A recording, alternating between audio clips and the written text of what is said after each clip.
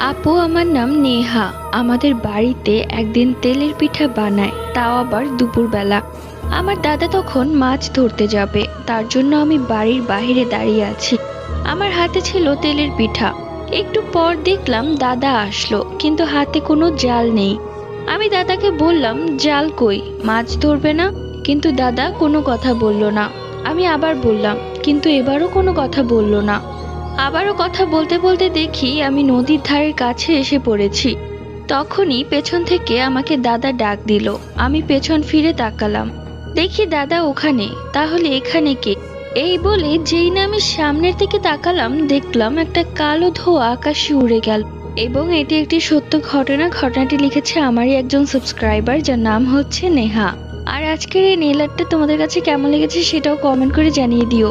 আর next আমি কি colour nail polish দিয়ে নেল আর্ট করবো সেটাও কমেন্ট করে জানিয়ে দিও। Bye bye.